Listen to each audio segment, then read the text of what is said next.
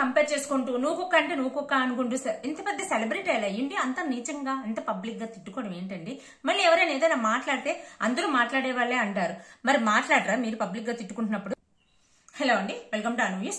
మంచు మనోజ్ విష్ణువుల గొడవ మళ్ళీ మొదలైందండి. అంటే ఈ మంచు ఫ్యామిలీలో నిప్పు పెట్టక్కర్లేదు, పేరుకే మంచు, మొత్తం అంతా చిన్న నిప్పుర వేసినా సరే మళ్ళీ పెద్ద దుమారం అయిపోయి కూర్చుంటుంది. సో ఇదే జరిగింది.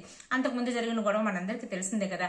ఆఖరికి వాళ్ళ మదర్ ఒక ప్రెస్ మీట్ పెట్టి మంచు విష్ణు చెప్పిందే కరెక్ట్, తను చెప్పిన దాంట్లో ఎటువంటి అబద్ధం లేదు, మంచు విష్ణు మాట వినండి అని చెప్పేసి ఈమె మంచు మనోజ్ వాళ్ళు ఏంటి, నా భార్యని నా పిల్లల్ని నా కూతుర్ని పంపించలేదు, సో వీళ్ళందరూ నా భార్యని హెరాస్ చేస్తుంటే నేను నా భార్యకి ప్రొటెక్ట్ చేయడంలో తప్పే ఉంది, సో నేను దీని గురించి ఫైట్ చేస్తున్నాను అని ఇతను అంటుంటే, లేదు ఆస్తుల గురించి, ఆస్తుల వాటాల కోసం, ఆస్తి గురించి అన్నింటి గురించి కూడా గొడవ పెట్టుకుంటున్నాడు అని చెప్పేసి వీళ్ళు ఇప్పటికి కూడా అది ఒకరి పాయింట్ ఆఫ్ వ్యూ ఒకరు చెప్తున్నారు తప్ప ఏం జరుగుతుంది అనేది క్లియర్ గా అయితే తెలీదు.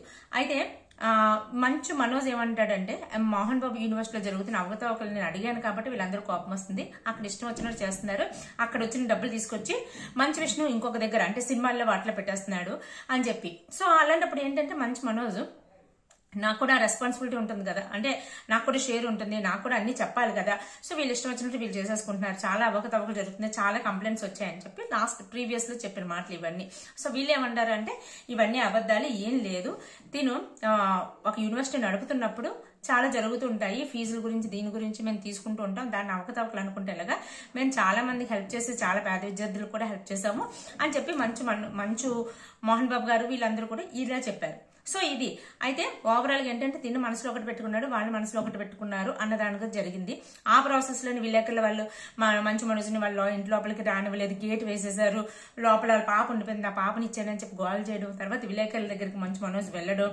సో విలేకరులు వచ్చి మోహన్ బాబు దగ్గరికి వెళ్ళి ఏదో సంథింగ్ అడుగుతున్నప్పుడు మోహన్ బాబు అక్కడ ఉన్న మైక్ని తీసుకొని విలేకరి మీద కొట్టడం, విలేకరికి దెబ్బ తగలడం, చాలా గట్టిగా తగలడం, ఇవన్నీ జరిగింది.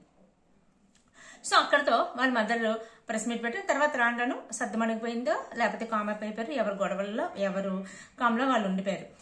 అయితే మళ్ళీ గత 2-3 డేస్ నుంచి మళ్ళీ మొదలైంది. మంచు మనోజు మోహన్ బాబు యూనివర్సిటీకి వెళ్తానంటే రానివ్వకుండా వాళ్ళు ఆపారని చెప్పి, నేను యూనివర్సిటీలో ఉన్న లెక్కల గురించి రావట్లేదు, సో అది ఇది అని చెప్పేసి నా బ్యానర్స్ అవి తీసే సంథింగ్ ఇలా అని చెప్పి మళ్ళీ ఆయన మొదలు పెట్టారు. మంచు మనోజ్ నన్ను లోపలికి రానివ్వట్లేదు, నన్ను ఇక్కడే ఆపేశారని చెప్పేసి ఆయన మొదలు పెట్టేసరికి మంచు విష్ణు ఏం చేశారు, నిన్న సాయంత్రం ఎప్పుడు అనుకుంటా, నిన్న ఉదయం ఒక ట్వీట్ పెట్టారు వాళ్ళ నాన్నగారిది. ఇదంతా మీ అందరికి తెలిసిందే, కానీ బట్ చెప్తున్నా ఏం జరిగింది అని చెప్పడానికి మోహన్ బాబు గారి డైలాగ్ ప్రకారం పెట్టారనమాట. సో అందులో ఈ డైలాగ్ నాకు చాలా ఇష్టం అని, అదంతా ఓవరాల్ గా ట్వీట్ చూసిన తర్వాత డైలాగ్ విన్న తర్వాత ఏంటంటే మంచు మనోజ్ని మనందరికి అర్థమైపోతుంది, మంచు మనోజ్ని కుక్క అనుకుంటున్నామని. ప్రతి ఒక్కరు సింహం అనుకుంటారు, అది సింహం కాదు, కుక్క అనేది ఎప్పుడు తెలుస్తుంది అంటే అడవిలో గర్జిస్తుందో ఇంట్లో అరుస్తుందో అనే దాన్ని బట్టి తెలుస్తుంది అని చెప్పి మీనింగ్ వచ్చేటట్టు ఆయన పెడితే, మళ్ళీ ఈయన వెంటనే మంచు మనోజ్ కూడా ఇంకొక ట్వీట్ పెట్టారు.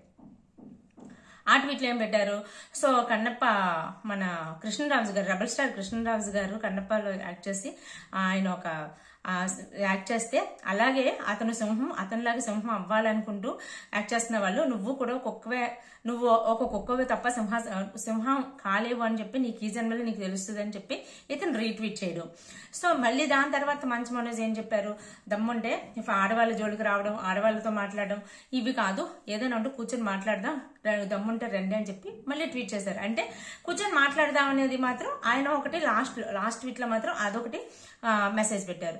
అయితే ఇప్పుడు ఈ రోజు మార్నింగ్ కూడా మళ్ళీ రచ్చ అయిందండి. ఏమైంది, వీళ్ళు అంతకుముందు కూడా ఒకరి మీద ఒకరు కేసులు పెట్టుకున్నారు, ఒకరికి బాడీ గార్డ్స్ మీద కొట్టుకోవడాలు ఇవన్నీ జరిగినాయి కదా. అయితే అదంతా అయిపోయిన తర్వాత ఇప్పుడు అది అయిపోయిన తర్వాత మోహన్ బాబు గారికి హెల్త్ బాగాలేదని చెప్పి మంచు విష్ణు, మోహన్ బాబు గారు వీళ్ళందరూ కూడా తిరుపతిలో ఉంటున్నారన్నమాట గత కొన్ని రోజుల నుంచి. అయితే మోహన్ బాబు గారు ఉన్న వకీల్ని ఏం చేశారంటే మంచు లక్ష్మికి ఇచ్చేశారు. ఇంకొక ఇల్లు జూలపల్లిలో ఉండేది, అందులో ఉండేవారు వీళ్ళు. అయితే ఈ గొడవ అయిన తర్వాత ఆయనకి హెల్త్ ఇష్యూస్ రావడం వల్ల తిరుపతిలో గత కొంతకాలం నుంచి ఉంటున్నారు.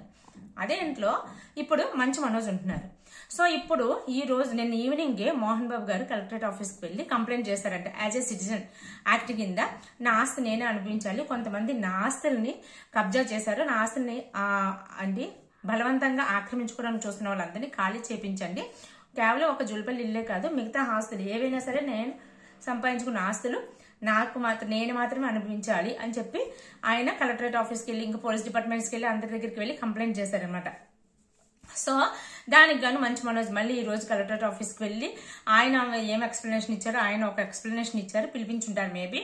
అయితే మంచు మనోజ్ ఏమంటున్నారు అంటే ఆయన ఏమంటున్నారంటే నేను ఏం చేయమన్నా ఏదేమైనా సరే నేను ఇల్లు కదిలి ప్రసక్తి లేదు, మీరు ఏం చేసుకున్నా సరే నేను ఆ ఇంట్లోనే ఉంటాను. గత కొంతకాలం నుంచి నేను అదే ఇంట్లో ఉంటున్నా, నేను ఇప్పటికీ కూడా అదే ఇంట్లో ఉంటా, నేను ఎక్కడికి పోను, మీరు ఏం చేసుకుంటే చేసుకుని నేను ఇంట్లోనే ఉంటాను అంటున్నాడు. సో ఇక్కడ ఇది జరుగుతుంది. అయితే మామూలుగా చూసుకుంటే మోహన్ బాబు స్వాధ్యతం, ఆయన వెళ్ళిపోమంటే వెళ్ళిపోవాలి, ఉండమంటే ఉండాలి. లోపల వాళ్ళకి మధ్యలో ఏం జరుగుతుందో మనకు తెలియదు. బట్ ఏదైనా ఒక పాయింట్ చూసుకుంటే అది నిజం. మంచు విష్ణు ఇది అంటే జనరల్ గా ఓవరాల్ గా కనబడేది ఏంటంటే మంచు విష్ణుకి ఎక్కువ ప్రాధాన్యత ఇస్తున్నాడు, మంచు విష్ణు మీద ఎక్కువ ఇష్టం చూపిస్తున్నాడు అన్నట్టుగా మనకు బయటకు కనిపిస్తుంది. అయితే ఈ ప్రాసెస్ లో మంచు లక్ష్మి ఎక్కడ ఎందుకు మాట్లాడలేదు? మంచు మనోజ్ అంటే చాలా ఇష్టం అని చెప్పే మంచు లక్ష్మి అటు వాళ్ళ నాన్నగారి వైపు కానీ లేదంటే తప్పు ఉంది అనుకున్నప్పుడు మంచు మనోజ్ వైపు కానీ, మంచు మనోజ్ని తిట్టినట్టు కానీ, మంచు విష్ణుని తిడుతున్నట్టు కానీ, సో ఏది కూడా ఎక్కడ ఏం మాట్లాడకుండా ఇంత సైలెంట్ ఎందుకు అయిపోయింది? సో ఈ పాయింట్ కూడా ఎవరికి అర్థం కాలేదు. మంచు లక్ష్మి మనోజ్ గా సపోర్ట్, సో అందుకని మాట్లాడలేదు అంటారు. బట్ పబ్లిక్ గా ఎప్పుడు బయటకు వచ్చింది లేదా ఆమె. అయితే ఇక్కడ మంచు మనోజ్ గాని మంచు విష్ణు గాని వీళ్ళిద్దరూ ఎంత పబ్లిక్ డొమైన్ లో ఇంతలా కొట్టుకోవడం చేసుకోవడం, మంచు మోహన్ బాబు గారు కూడా ఒకనొక టైంలో అగ్రెసివ్ అయ్యారు. బట్ ఈవెందో ఆయన ఇటుక కట్టుకొని నిర్మించుకున్న ఒక పరువు ప్రతిష్టలతో కలిపిన ఒక భవనాన్ని ఇద్దరు కలిపి కూల్చేశారా అంటే నిజం. ఎవరు యాక్సెప్ట్ చేసినా చెయ్యకపోయినా సరే ఇది నిజం. సో ఆ మంచు మనోజ్ మంచోడా, మంచు విష్ణు మంచోడా, లేకపోతే ఇద్దరు చెడ్డాలా, లేకపోతే ఇద్దరు కొట్టుకున్నారా, లేకపోతే ఇద్దరు పోలీస్ స్టేషన్కి వెళ్ళారా, ఇవన్నీ పక్కన పెట్టేస్తే మోహన్ బాబు యాటిట్యూడ్ ఏమైనా మంచిదా?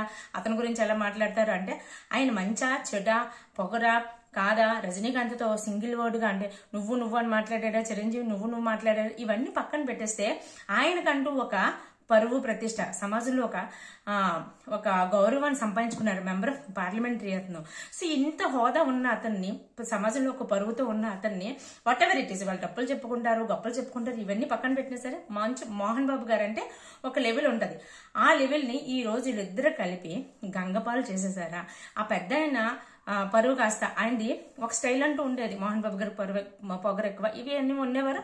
అలాగే అట్ ద సేమ్ టైం ఆయనకి కలెక్షన్ కింగ్ అని బిరుదు కూడా ఉండేది. అంటే ఆయన చేసిన ప్రతి సినిమా హిట్టే. ఇలా ఉండేది నిలబెట్టుకున్నారు. ఆయన స్టైల్లో ఆయన ఒక స్థాయిలో ఉన్నారు. విమర్శలు ఉన్నాయి, పొగడ్తలు ఉన్నాయి ఆయనకి. బట్ వీళ్ళిద్దరు కలిపి రెండింటిని తీసేసి ఆయన పరువుని ఎక్కడో ఉన్న అతన్ని కిందకి తీసుకొచ్చేసి మొత్తం పరువంతి తీసి పడేసి ఇంటి గుట్టుని బయటికి తీసుకొచ్చేసారు. ఇప్పుడు ఎప్పుడైతే మీ పర్సనల్ లైఫ్ లో జరుగుతున్న గొడవలు బయటకు వచ్చినప్పుడు ఎవరు ఎందుకు మాట్లాడరు చెప్పండి? ఖచ్చితంగా మాట్లాడతారు. పబ్లిక్ గా వచ్చినప్పుడు ఇంత సెలబ్రిటీస్ అయ్యుండి, సొంత అన్నదమ్ములు అయ్యుండి ఇంతలా కొట్టుకుంటూ ఉంటుంటే మిమ్మల్ని చూసి ఇంకొక 10 మంది ఏం నేర్చుకుంటారు? వాళ్ళే అలా ఉన్నారు, మనమేమాత్రం అది గొప్పలు కొట్టుకుంటున్నారు, మనమేమాత్రం అని అలాగే బిహేవ్ చేస్తారు. సో ఏదైనా ఉంటే లోపలికి చూసుకోండి. అంటే కావాలని ఎవరు బయటకు తెచ్చుకోరు. బట్ తెచ్చుకున్న తర్వాత కూడా మళ్ళీ రావడం అనేది దురదృష్టకరం. సో ఇది అంటే వీళ్ళు గొప్ప, ఎస్పెషల్లీ సినిమా ఇండస్ట్రీని చూస్తే మనం ఎంతో కొంత నేర్చుకోవాలనో లేదు అంటే ఆటోమేటిక్గా వాళ్ళ ఇంపాక్ట్ మన మీద పడిపోతుంటది. సో ఇలాంటివి మళ్ళీ రిపీట్ అవ్వకుండా వాళ్ళు అయితే దేని గురించి అయినా సరే కూర్చొని మాట్లాడితే ఏదో అంటారు, కూర్చొని మాట్లాడితే పెద్ద యుద్ధాలు ఆగిపోతే ఇవేమాత్రం అని చెప్పి మొన్న మనోజ్ గారు కూడా అదే మాట్లాడినారు. కూర్చొని మాట్లాడితే ఏముంటుందండి, సెకండ్ వరల్డ్ వార్ కూడా ఆగిపోనేమో అని. మరి దానికి వీళ్ళ ముందడుగు వెయ్యట్లేదా? సో మంచి లక్ష్మి అయినా లేకపోతే ఇంకొకరు ఎవరినైనా తీసుకునైనా సరే ఆ ప్రాబ్లం సాల్వ్ చేసుకుని ఇటుపైన బయటకు రాకుండా విషయాన్ని ఇక్కడితో కామప్ చేసేయాలని కోరుకుంటున్నాను. సో ఇదండి నాకు అనిపించింది. మీకు అనిపించింది కామెంట్ చేసి చెప్పండి. వీడియో మీకు నచ్చితే లైక్ చేసి షేర్ చేయండి. Take care, by by.